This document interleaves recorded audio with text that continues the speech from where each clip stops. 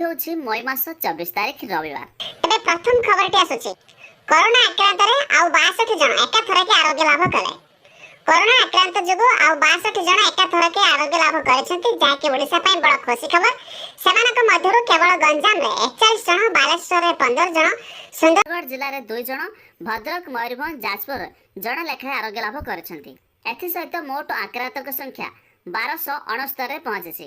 ସେଥିମଧ୍ୟରୁ 7 ଜଣଙ୍କର ମୃତ୍ୟୁ ହୋଇଥିବା ବେଳେ 497 ଜଣ ଆରୋଗ୍ୟ ଲାଭ କରିଛନ୍ତି। ଆଉ ନେକ୍ସଟ ଖବରଟି ହେଉଛି ରାଜ୍ୟରେ ମଦ ହୋମ୍ ଡେଲିଭରି କରିବେ ଜୋମାଟୋ ଓ ସ୍ୱିଗି। ଅନୁମତି ଦେଲା ଅବକାରୀ ବିଭାଗ। ଓଡ଼ିଶାରେ ମଦ ହୋମ୍ ଡେଲିଭରି କରିବା ପାଇଁ ରାଜ୍ୟ ସରକାରଙ୍କ ଅବକାରୀ ବିଭାଗ ଘରୋଇ କମ୍ପାନୀ ଜୋମାଟୋ ଓ ସ୍ୱିଗିକୁ ଅନୁମତି ପ୍ରଦାନ କରିଛନ୍ତି। ଏନେଇ ଆଜି ଅବକାରୀ ବିଭାଗ କମିଶନର ଅଞ୍ଜନ କୁମାର ମାଣିକ ବିଜ୍ଞପ୍ତି ଜାରି କରିଛନ୍ତି।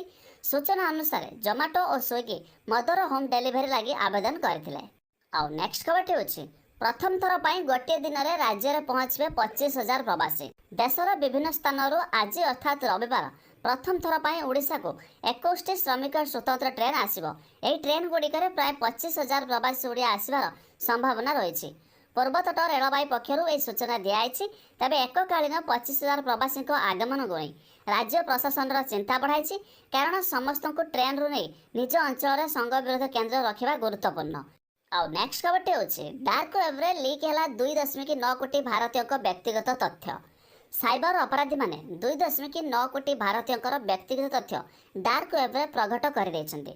ଅନଲାଇନ୍ ଇଣ୍ଟେଲିଜେନ୍ସ କମ୍ପାନୀ ସାଇବିଲ୍ ଏ ସଂକ୍ରାନ୍ତ ସୂଚନା ଏକ ଗ୍ଲୋବାଲ ମାଧ୍ୟମରେ ଜାରି କରିବା ପରେ ତନାଘନା ଆରମ୍ଭ ହୋଇସାରିଛି। ଡାର୍କ ୱେବ୍ ଇଣ୍ଟରନେଟ୍ର ହିଁ ଏକ ଅଂଶ, କିନ୍ତୁ ଏହାକୁ ସ୍ୱାଭାବିକ ଭାବେ ସର୍ଚ୍ଚ ଇଞ୍ଜିନ୍ରେ ଖୋଜି ହେବ ନାହିଁ। ଏହିଭଳି ୱେବସାଇଟ୍କୁ ଖୋଲିବା ପାଇଁ ସ୍ୱତନ୍ତ୍ର ଧରଣର ବ୍ରାଉଜର ଆବଶ୍ୟକତା ହୋଇଥାଏ। ଆଉ ନେକ୍ସଟ ଖବରଟି ହେଉଛି ବିମାନ ସେବାକୁ ଅନୁମତି ଦେଲାନି ମହାରାଷ୍ଟ୍ର ସରକାର। ସୋମବାର ପାଖରୁ ଦେଶର ଘରୋଇ ବିମାନ ସେବା ଆରମ୍ଭ ହେବାକୁ ଯାଉଛି। ହେଲେ ରାଜ୍ୟରେ କରୋନା ସଂକ୍ରମିତଙ୍କ ସଂଖ୍ୟା ବଢ଼ୁଥିବା ଦେଖି ମହାରାଷ୍ଟ୍ର ସରକାର ବିମାନ ସେବା ଆରମ୍ଭ କରିବାକୁ ରାଜି ହୋଇନାହାନ୍ତି। ଚତୁର୍ଥ ପର୍ଯ୍ୟାୟ ଲକଡାଉନ୍ ମେ 31ରେ ଶେଷ ହେବା ପରେ ବିମାନ ସେବା ନେଇ ଚିନ୍ତା କରାଯିବ ବୋଲି ମହାରାଷ୍ଟ୍ର ସରକାର କହିଛନ୍ତି। କେନ୍ଦ୍ର ବିମାନ ଚଳାଇବା ନେଇ ନିଷ୍ପତ୍ତି ନିଜସ୍ୱ। ରାଜ୍ୟ ସରକାରଙ୍କ ସହ କେନ୍ଦ୍ର ଏ ବାବଦରେ ଆଲୋଚନା କରିନଥିବା ମୁଖ୍ୟମନ୍ତ୍ରୀ ଉଦ୍ଧବ ଠାକରେ କହିଛନ୍ତି।